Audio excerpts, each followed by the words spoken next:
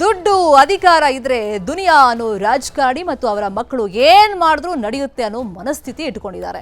ಇದೇ ಮನಸ್ಥಿತಿಯಲ್ಲಿ ಮಾಜಿ ಸಚಿವ ಪ್ರಭು ಚೌಹಾಣ್ ಮಗ ಯುವತಿಯೊಬ್ಬಳಿಗೆ ಮದುವೆ ಆಗ್ತೀನಿ ಅಂತ ನಂಬಿಸಿ ಲೈಂಗಿಕವಾಗಿ ಬಳಸಿಕೊಂಡಿದ್ದಾನೆ ಅಂತ ಮಹಿಳಾ ಆಯೋಗದ ಮೆಟ್ಲನ್ನ ಏರಿದ್ದಾರೆ ಆ ಯುವತಿ.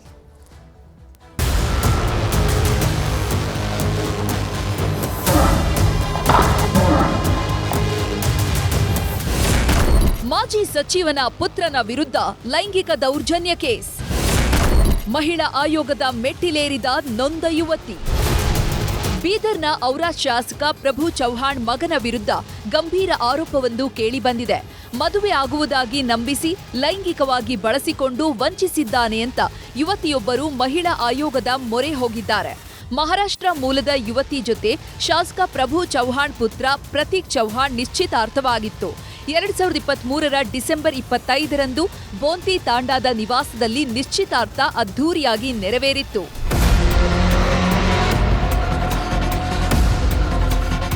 ನಿಶ್ಚಿತಾರ್ಥ ಆಗಿ 2 ವರ್ಷ ಆದ್ರೂ ಮದುವೆ ದಿನಾಂಕ ನಿಗದಿಯಾಗದ ಕಾರಣ ಯುವತಿ ಕುಟುಂಬಸ್ಥರು ಜುಲೈ 5ರಂದು ಮಾಜಿ ಸಚಿವ ಪ್ರಭು ಚೌಹಾಣ್ ಮನೆಗೆ ತೆರಳಿ ಮದುವೆ ವಿಳಂಬದ ಬಗ್ಗೆ ಕಾರಣ ಕೇಳಿದ್ರಂತೆ.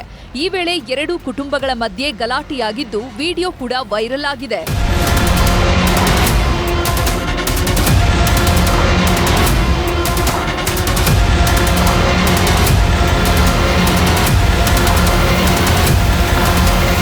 ಜುಲೈ 5ರಂದು ಪ್ರಭು ಚೌಹಾಣ್ ನಿವಾಸದಲ್ಲಿ ಹಲ್ಲೆ ನಡೆದ ಬಳಿಕ ಬೀದರ್ನ ಹೊಕ್ರಾಣ ಠಾಣೆಗೆ ಯುವತಿ ಕುಟುಂಬಸ್ಥರು ದೂರು ನೀಡಿದ್ರು.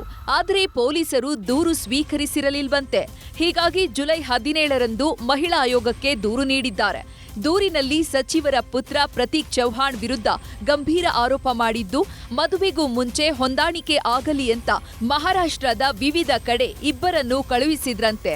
2024 ಮಾರ್ಚ್ ಹಾಗೂ ಏಪ್ರಿಲ್ನಲ್ಲಿ ಮಹಾರಾಷ್ಟ್ರದ ಲಾತೂರ್ನಲ್ಲಿ ಪ್ರತೀಕ್ ಚೌಹಾಣ್ ಒತ್ತಾಯಪೂರ್ವಕವಾಗಿ ಲೈಂಗಿಕವಾಗಿ ಬಳಸಿಕೊಂಡಿದ್ದಾನೆ ಅಂತ ದೂರಿದ್ದಾರೆ. 25 दिसंबर को मेरी एंगेजमेंट हुई थी 2023 में.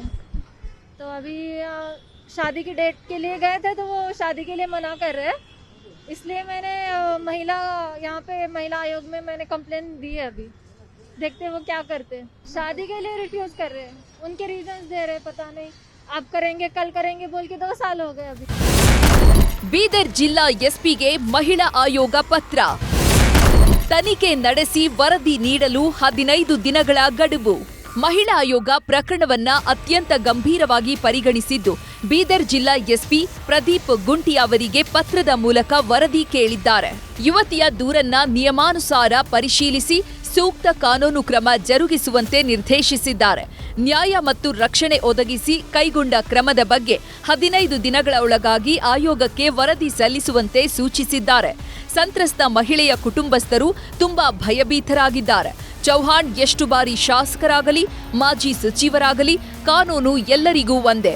ಸಂತ್ರಸ್ತೆಯ ಪರ ಮಹಿಳಾ ಆಯೋಗ ನಿಲ್ಲುತ್ತೆ ಅಂದಿದ್ದಾರೆ. ಎಂಗೇಜ್ಮೆಂಟ್ ನಂತರ ಅವರು ದೈಹಿಕವಾಗಿ ಹಲ್ಲೆ ಆಗಿದೆ, ಮತ್ತು ಅವಳಿಗೆ ನ್ಯಾಯ ಬೇಕು, ಈಗ ಬೇಡ ಅಂತ ಹೇಳ್ತಾ ಇರೋದು, ಮತ್ತು ಬೀದರ್ಗೆ ಹೋಗಲಿಕ್ಕೆ ಹೆದರ್ಕೊಳ್ತಾ ಇದ್ದಾರೆ, ಮತ್ತು ಸೂಕ್ತವಾದಂಥ ತನಿಖೆ ಆಗಬೇಕು ಅಂತ ಕೇಳಿದ್ದಾರೆ. ನಾವು SP ಅವ್ರ ಜೊತೆ ಮಾತಾಡಿ ಮತ್ತು ಖುದ್ದಾಗಿ ಪತ್ರವನ್ನು ನಾವು ಬರೆದು ಮತ್ತು SP ಅವ್ರ ಜೊತೆ ಸಹ ನಾನು ಅವ್ರಿಗೆ ಮಾತಾಡಿಸಿ ಅವ್ರಿಗೆ ಸಂಪೂರ್ಣವಾದಂಥ ಒಂದು ರಕ್ಷಣೆ ಸಹ ಕೊಟ್ಟು FIR ಮಾಡಲಿಕ್ಕೆ ನಾವು ಹೇಳಿದ್ದೀವಿ. ಶಾಸಕ ಪ್ರಭು ಚೌಹಾಣ್ ಮಾತ್ರ ಇದೆಲ್ಲ ರಾಜಕೀಯ ಕುತಂತ್ರ ಎಂದಿದ್ದಾರೆ. ಪ್ರಕರಣದ ಹಿಂದೆ ಕಾಣದ ಕೈಗಳ ಕೈವಾಡ ಇದೆ. ನನ್ನ ಹಾಗೂ ನನ್ನ ಕುಟುಂಬಸ್ಥರ ತೇಜೋವಧೆ ಮಾಡುವ ದುರುದ್ದೇಶದಿಂದ ಈ ರೀತಿಯ ಆರೋಪ ಮಾಡುತ್ತಿದ್ದಾರೆ. ಎಲ್ಲದಕ್ಕೂ ಶೀಘ್ರವೇ ಸ್ಪಷ್ಟನೆ ನೀಡಲಾಗುವುದು ಎಂದಿದ್ದಾರೆ. ಬೆಂಗಳೂರಿನಿಂದ ಹೆಬ್ಬಾಕ ತಿಮ್ಮೇಗೌಡ ಜೊತೆ ದುರಗಪ್ಪ ಹೊಸಮನಿ, ನ್ಯೂಸ್ 18 ಬೀದರ್.